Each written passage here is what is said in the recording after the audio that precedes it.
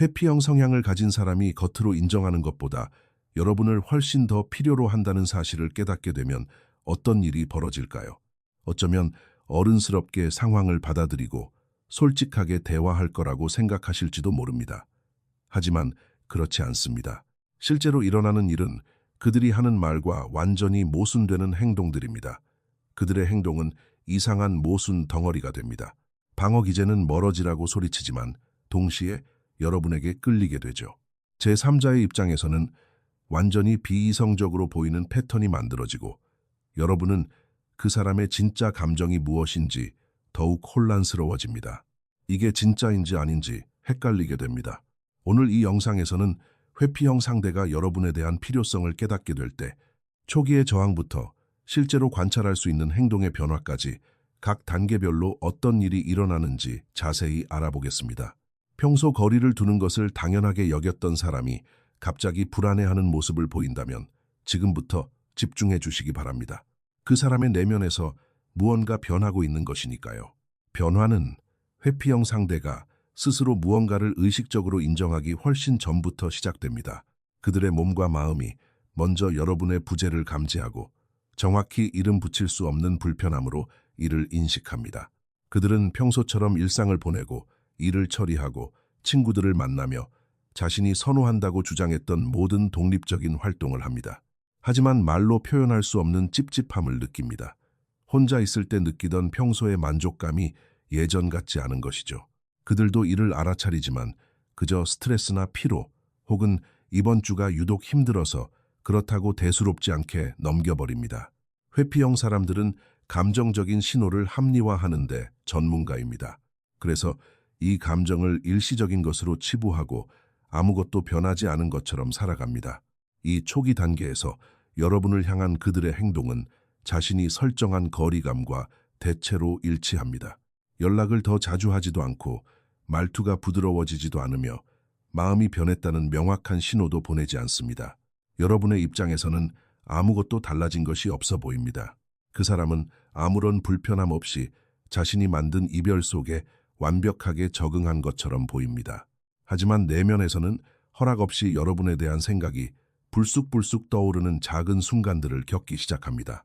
함께 들었던 노래, 여러분이라면 어떻게 말했을지 본능적으로 떠오르는 상황들 말입니다. 이런 순간들은 짧게 지나가고 그들은 재빨리 생각을 떨쳐버리지만 그 빈도는 점점 늘어납니다. 회피형 상대는 아직 이런 생각의 침입을 여러분이 필요하다는 감정과 연결짓지 못합니다. 단지 자신이 불편함을 느낄 정도로 여러분 생각을 많이 하고 있다는 것만 알아차리고 생각을 덜 하려고 애쓸 뿐입니다. 이 상태가 다음 단계로 넘어가는 것은 그들의 평소 대처 방식이 더 이상 효과를 발휘하지 않을 때입니다. 회피형 사람들은 바쁘게 지내고 목표에 집중하고 감정을 드러낼 필요가 없는 활동에 몰두함으로써 감정적인 불편함을 해결합니다. 이런 전략은 관계나 부재에 대한 불편한 감정을 진정시키는데 항상 효과적이었습니다. 하지만 이제는 시선을 돌리는 것조차 소용이 없습니다. 프로젝트를 끝내자마자 정체 모를 불편함이 밀려옵니다. 친구들과 시간을 보내도 이상하게 단절된 느낌을 받습니다. 취미와 관심사에 몰두해보지만 왠지 모를 공허함이 느껴집니다. 자유처럼 느껴졌던 독립심이 점점 고립감으로 변하기 시작합니다. 비록 그들 스스로는 아직 그렇게 부를 준비가 되어 있지 않지만 말입니다. 그들은 단지 무언가 잘못되었다는 것만 알 뿐 기분을 좋아지게 만들던 평소의 방법들이 왜 예전 같은 결과를 내지 못하는지 이해하지 못합니다. 이러한 혼란은 회피형 사람들이 자기 충족감을 바탕으로 안정감을 쌓아왔기 때문에 더욱 심해집니다. 그 자기 충족감이 더 이상 감정적 안정을 주지 못할 때 그들의 기반은 흔들립니다. 그들은 자신이 독립적으로 사는 방식에 문제가 있는 것은 아닌지, 더 바쁘게 지내야 하는 것은 아닌지 의심하기 시작합니다. 외부 환경을 바꾸면 잃어버린 균형을 되찾을 수 있을 것이라고 생각하죠. 어떤 회피형 사람들은 이 시기에 직장을 바꾸거나 새로운 도시로 이사하거나 인간관계를 완전히 재편하는 등 극적인 삶의 변화를 시도합니다. 이런 변화는 망가진 것을 고치려는 시도입니다. 하지만 정작 망가진 것은 특정 사람과의 연결고리가 끊어졌기 때문이라는 사실을 인정하지 않습니다. 근본적인 문제를 해결하는 대신 증상만 치료하려 드는 것입니다. 왜냐하면 진짜 문제를 인정하는 것은 누군가를 필요로 한다는 것을 인정하는 것이고, 이는 그들이 자신에 대해 믿고 있는 모든 것과 모순되기 때문입니다. 바로 이때부터 비록 처음에는 미세하지만 여러분이 관찰할 수 있는 행동의 변화가 나타나기 시작합니다. 회피형 상대는 겉으로는 아무런 반응을 보이지 않으면서 여러분의 소셜미디어를 더 자주 확인할 수 있습니다. 여러분이 무엇을 하고 있는지, 누구와 있는지, 자신 없이도 잘 지내고 있는지 그저 지켜보는 것이죠. 예전과 달리 여러분의 메시지를 읽고 또 읽으면서 답장은 하지 않지만 그 내용을 분명히 흡수하며 머뭇거릴 수도 있습니다. 우연히 마주치거나 대화할 기회가 생기면 예전보다 여러분의 일상에 더 많은 관심을 보이고, 예전 같으면 묻지 않았을 질문들을 꼬리를 물고 이어갑니다. 이것은 극적인 제스처나 관계를 회복하려는 명확한 시도가 아닙니다.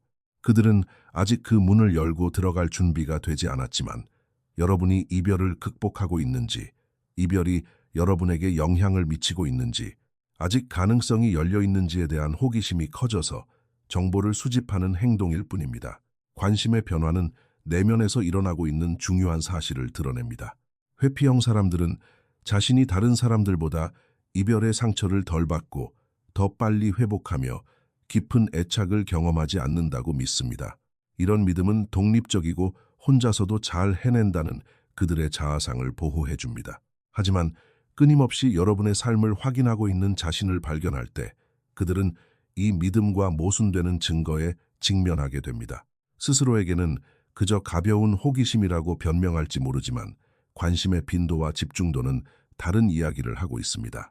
더 많이 확인할수록 인정하기 불편한 방식으로 여러분이 여전히 자신에게 중요하다는 것을 스스로 증명하는 셈입니다. 행동이 계속될수록 내면의 압박감도 커집니다. 이 시기 동안 그들의 내면에서는 수많은 합리화가 일어납니다. 회피형 사람들은 그저 친구로서 확인하는 것뿐이라거나 객관적으로 궁금할 뿐이라거나 이별 후 여러분이 잘 지내는지 확인하는 것뿐이라고 스스로를 타일릅니다. 커진 관심을 필요가 아닌 걱정이나 기본적인 인간의 도리로 포장합니다. 이렇게 하면 자신이 진짜 원하는 것이 무엇인지 직면하지 않고도 다가가는 행동을 할 수 있습니다. 그들은 이별에 완전히 만족하며 그저 배려심이 깊을 뿐이라는 변명을 유지하면서도 여러분의 삶을 지켜보고 끊임없이 여러분을 생각하며 심지어 연락하고 싶은 충동을 느낄 수 있습니다. 행동과 내면의 모순은 아직 문제로 인식되지 않습니다. 그들은 이런 것들을 분리하는데 아주 능숙하기 때문입니다. 며칠 혹은 몇 주가 지나면서 불편함은 무시하기 힘든 수준으로 강해집니다. 회피형 상대는 여러분이 이미 이별을 극복했을지도 모른다는 가능성에 대해 진짜 불안을 느끼기 시작합니다. 친구들과 찍은 사진을 보며 벌써 잊은 건지 궁금해합니다. 여러분이 더 이상 먼저 연락하지 않는 것을 알아차리고 자신이 원했던 침묵임에도 불구하고 그 침묵에 화가 납니다.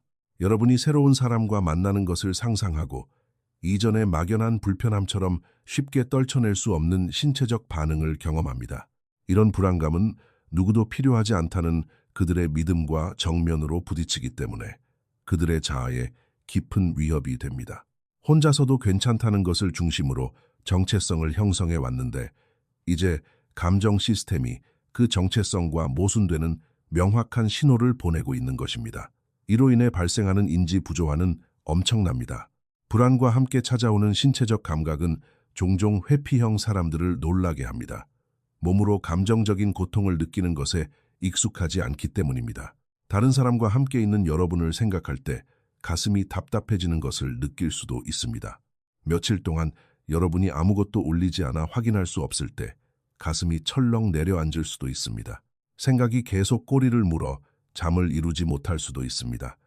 스스로 실수를 했다고 느끼는 것이죠. 이러한 신체적 반응은 그들의 애착 시스템이 평소에는 허용하지 않던 방식으로 활성화된 결과이며 평생 이런 감정을 회피해온 사람에게 그 강도는 진심으로 두려울 수 있습니다. 그들의 마음은 여전히 의미를 축소하려 하지만 몸은 무언가 중요하다고 말하고 있는 것입니다.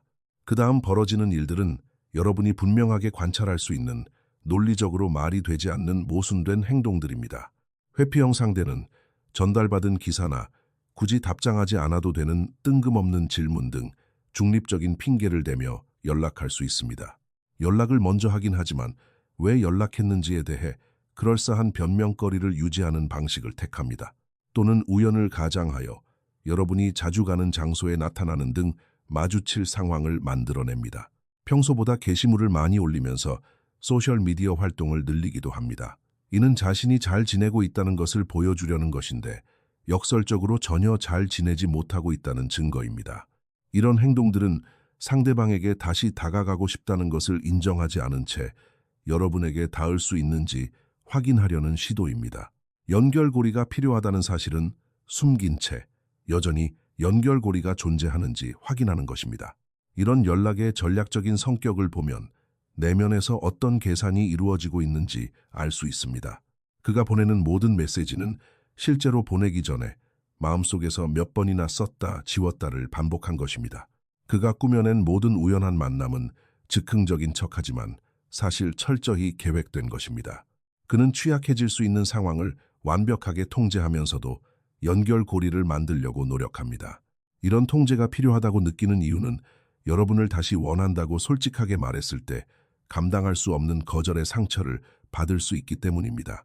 간접적인 접근 방식은 거절당했을 때의 충격으로부터 자신을 보호하면서 여러분의 반응을 살필 수 있게 해줍니다. 여러분이 따뜻하게 반응하면 천천히 다가올 수 있습니다. 차갑게 반응하거나 아예 반응하지 않으면 애초에 진심으로 다가가려던 게 아니었다고 스스로를 위로하며 물러설 수 있습니다. 실제로 상호작용이 일어날 때 그들의 의사소통 방식은 많은 것을 드러냅니다. 연애할 때보다 더 따뜻하고 더 적극적이며 여러분의 삶에 대해 더 많은 질문을 하고 진심으로 귀를 기울일 수 있습니다. 아니면 반대로 자신이 느끼는 따뜻함을 감추기 위해 필요 이상으로 차갑고 거리를 두는 쪽으로 치우칠 수도 있습니다. 두 가지 반응 모두 예전과 달리 여러분의 존재에 감정적으로 동요하고 있다는 동일한 현실을 보여줍니다. 떠날 때 보였던 무관심은 명백한 관심이나 그 관심을 숨기려는 명백한 노력으로 바뀌었습니다. 어느 쪽이든 중립적인 무관심은 사라졌으며 단편적인 순간이 아닌 패턴을 주의 깊게 살펴보면 그 변화를 볼 수 있습니다. 따뜻함이 나타날 때 여러분은 종종 당황하게 됩니다.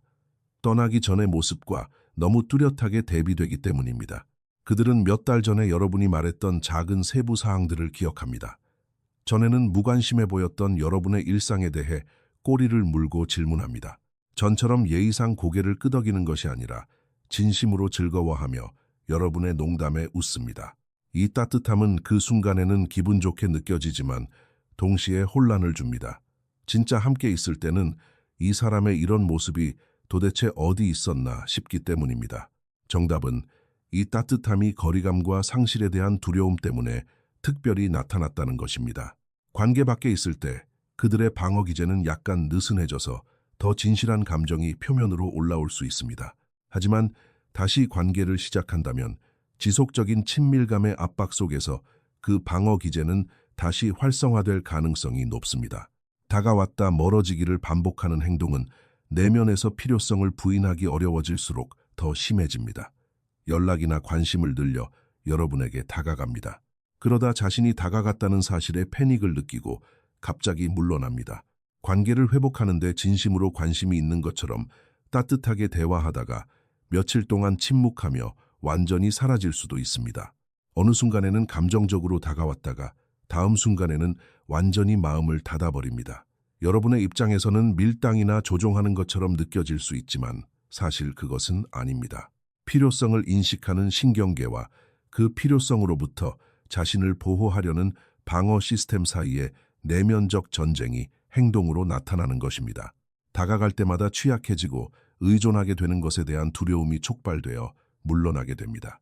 물러날 때마다 영원한 상실에 대한 두려움이 촉발되어 다시 다가가게 됩니다. 그들은 진심으로 이 두 가지 강력한 힘 사이에 갇혀 있으며 그들의 행동은 그 진짜 갈등을 반영합니다. 이 단계를 더욱 복잡하게 만드는 것은 회피형 사람들이 필요를 직접적으로 채우려 하기보다 간접적인 방식을 늘린다는 것입니다. 보고 싶다거나 다시 만나고 싶다고 말하는 대신 여러분이 필요하다고 했던 실질적인 도움을 주겠다고 나설 수 있습니다. 여러분, 생각을 한다는 걸 인정하는 대신 여러분이 떠오르는 물건을 보내면서 그 이유는 명확히 말하지 않습니다.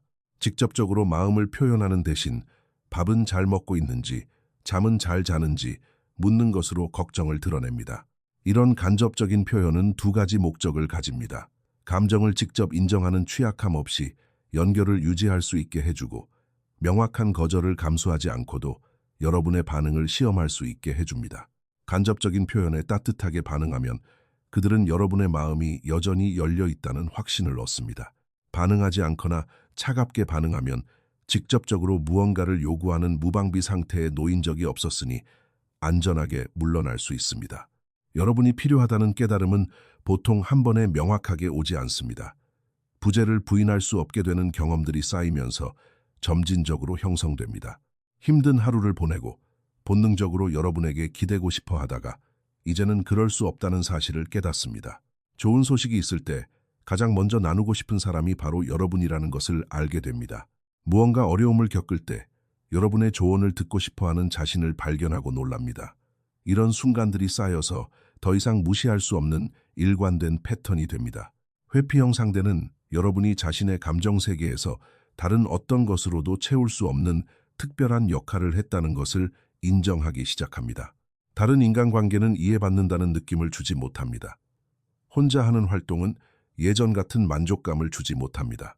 자신이 원한다고 생각했던 삶이 여러분과 함께 했던 삶보다 덜 만족스럽게 느껴집니다. 그리고 그 깨달음은 그들의 자아 개념을 무너뜨립니다. 이 깨달음이 완전히 자리 잡을 때 많은 회피형 사람들은 위기감을 느낍니다. 혼자 있는 것이 더 낫고 누군가와 연결되는 것은 득보다 실이 많으며 특정인을 필요로 하지 않는다는 스스로에 대한 믿음이 자신의 감정적 경험에 의해 도전받기 때문입니다. 그들은 이제 자신이 괜찮지 않다는 것, 이별이 기대했던 위안을 주지 못한다는 것, 중요한 무언가가 빠져 있다는 것을 더 이상 부인할 수 없습니다.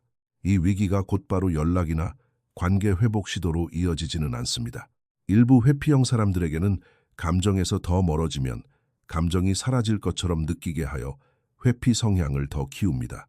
일에 더 깊이 빠져들거나 주의를 분산시키기 위해 다른 사람을 만나기 시작하거나 더 많은 거리를 두기 위해 이사를 가기도 합니다. 역설적이게도 이렇게 심해진 회피 행동은 관심이 없다는 뜻이 아니라 감당할 수 없는 감정에 직면해 있다는 신호입니다. 어떤 회피형 사람들은 이 깨달음에 반응하여 여러분에게 거의 집착하는 모습을 보입니다. 끊임없이 소셜미디어를 확인하고 겹치는 지인들에게 안부를 묻고 여러분과 관련된 장소를 배회하고 연락할 핑계를 만듭니다. 이것은 건강한 관계 회복 행동이 아니라 이제 막 깨닫게 된 필요성에 대한 불안을 통제하려는 시도입니다. 가까워지지 않으면서 가까이 머물고 취약해지지 않으면서 연결을 유지하고 헌신하지 않으면서 곁에 두고 싶어 하는 것입니다. 여러분의 입장에서는 그들의 행동이 일관된 의도와 맞지 않기 때문에 침해받는 느낌이 들고 혼란스러울 수 있습니다. 명확하게 화해하려는 것도 아니면서 여러분을 가만히 내버려 두지도 않습니다. 그들은 스스로 필요성을 인정했지만 그것을 어떻게 처리해야 할지 모르는 이 어중간한 상태에 갇혀 있습니다. 이 단계에서 겪는 감정은 회피형 상대에게 종종 벅차오릅니다. 그들은 어쩌면 처음으로 아니면 과거에 허용했던 것보다 훨씬 더 강렬하게 애착에 대한 불안을 경험하고 있습니다. 영원한 상실, 여러분이 다른 사람과 함께 회복할 가능성, 다시는 여러분에게 다가갈 수 없을지도 모른다는 가능성은 진정한 공포를 불러일으킵니다. 하지만 그 공포와 함께 누군가를 이렇게 간절히 필요로 한다는 것에 대한 수치심, 다가갔을 때 거절당할 것에 대한 두려움, 감정을 인정할 때의 취약함에 대한 공포, 그리고 스스로를 이런 상황에 빠뜨린 것에 대한 분노가 공존합니다. 이렇게 충돌하는 감정들은 행동에 혼란을 낳습니다. 보내지 않을 메시지를 썼다 지웠다 할 수도 있습니다. 여러분 근처에 나타나면서도 다가오지는 않을 수도 있습니다. 친구들에게는 연락할 거라고 말해놓고 정작 자신을 다독이며 반복해서 포기할 수도 있습니다. 관계를 회복하고 싶은 욕구는 관계를 회복하기 위해 감정적으로 치러야 할 대가에 대한 두려움과 끊임없이 싸웁니다. 이 단계에서 흔히 간과되는 것은 회피형 사람의 필요성이 건강한 관계를 맺을 준비가 되었다는 뜻으로 자동 연결되지는 않는다는 점입니다. 여러분을 필요로 한다는 것을 깨닫는 것과 다르게 행동할 수 있는 능력은 별개의 문제입니다. 여러분을 밀어낸 것이 실수였다고 진심으로 깨달을 수는 있지만 그렇다고 해서 그들이 건강한 관계에 필요한 취약성을 감당하고 일관성을 유지할 능력을 키웠다는 의미는 아닙니다. 그들을 떠나게 만들었던 방어적인 패턴은 그들 안에서 여전히 활성화되어 있습니다. 관계에 갇히거나 자신을 잃어버릴 것 같은 두려움은 여전히 존재합니다. 여러분이 필요하다고 해서 회피 성향이 지워지는 것은 아닙니다. 그저 회피 성향과 충돌할 뿐입니다. 그렇기 때문에 이 시기에 회피형 상대가 연락을 해오더라도 그들이 자신의 패턴을 바꾸기 위해 적극적으로 노력하지 않는 한 과거에 실패했던 방식이 다시 반복되는 경우가 많습니다.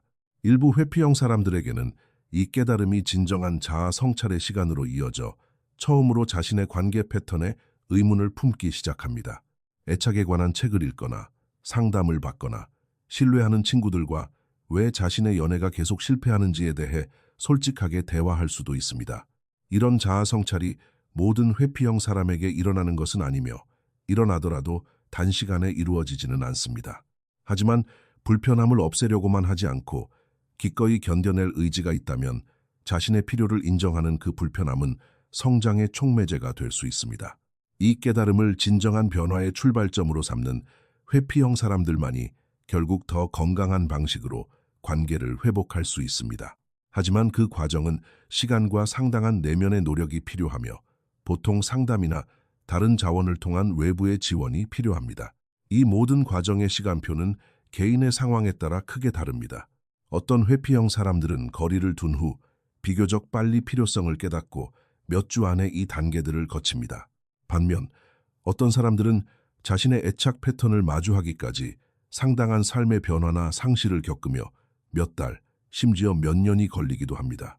영원히 의식적인 깨달음에 도달하지 못한 채 만성적인 불만에 시달리면서도 방어적인 태도를 고수하며 그 불만을 자신의 관계 선택과 연결짓지 못하는 사람들도 있습니다. 여러분이 기대할 수 있는 정해진 기간은 없습니다. 그리고 회피형 상대가 여러분의 필요성을 깨닫기를 기다리는 것은 그들이 결국 깨닫든 아니든 여러분의 안녕에 도움이 되는 전략이 아닙니다. 회피형 상대가 필요성을 깨닫는지 여부보다 더 중요한 것은 그들의 과정 속에서 그리고 그 이후에 여러분이 어떤 태도를 취하느냐입니다. 그들이 다가오기로 결심할 때마다 늘 그 자리에 있어주고 그들이 물러나면 상처받는 패턴을 반복하고 있다면 여러분은 그들이 근본적인 변화 없이 거리 조절을 통해 불안을 관리하는 방식을 강화해주는 셈입니다. 그들이 문제를 해결하고 돌아오기만을 희망하며 기다린다면 여러분은 영원히 끝나지 않을 수도 있고 끝나더라도 여러분이 필요로 하는 것을 주지 못할 수도 있는 과정을 위해 자신의 삶을 멈춰 세우는 것입니다. 가장 건강한 태도는 그들의 내면 과정은 그들 스스로 감당해야 할 몫이라는 것을 인정하고 여러분은 자신이 필요로 하는 것에 집중하는 것입니다.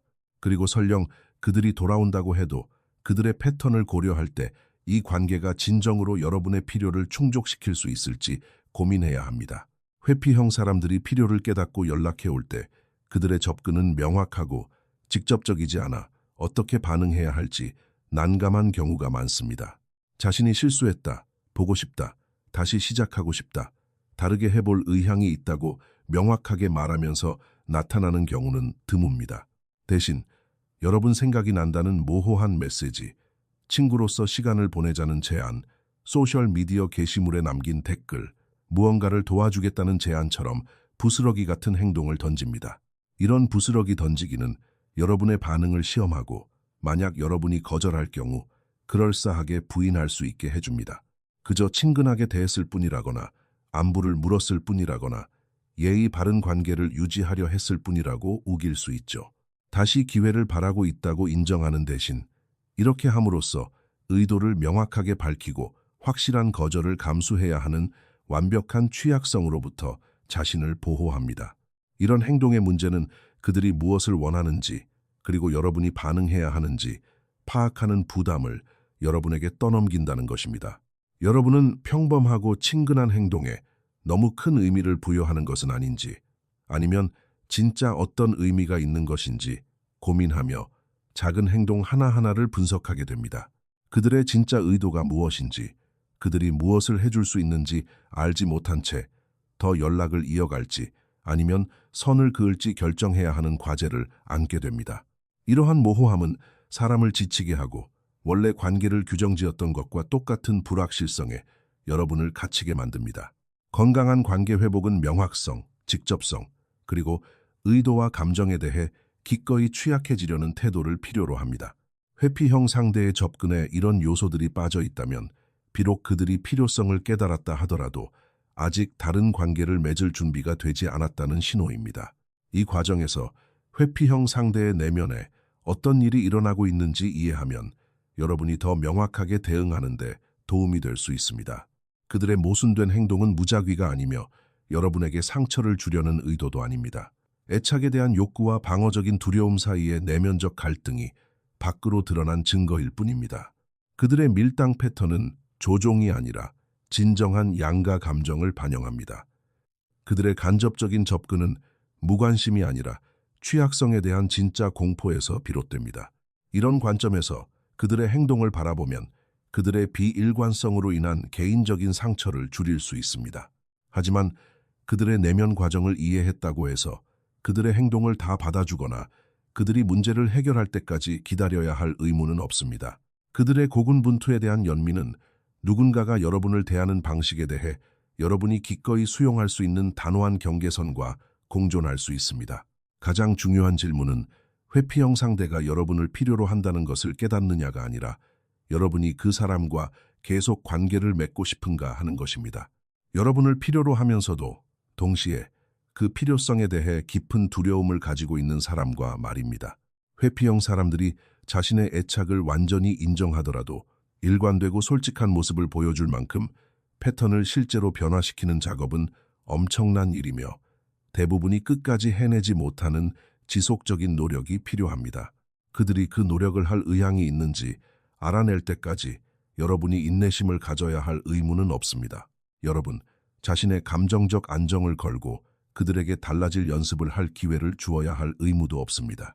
여러분의 일은 그들이 여러분을 제대로 사랑할 수 있을 만큼 건강해질 때까지 기다리는 것이 아닙니다. 여러분의 일은 여러분이 충분히 믿으면 일어날 수도 있는 일이 아니라 지금 실제로 일어나고 있는 일에 바탕을 두고 결정을 내리는 것입니다. 현재 이런 모순된 행동들을 통해 여러분의 필요성을 깨달아가는 징후를 보이는 회피형 상대를 대하고 있다면 여러분은 그들의 과정을 관리하는 것이 아니라 여러분 자신의 경계와 필요에 초점을 맞춰야 합니다.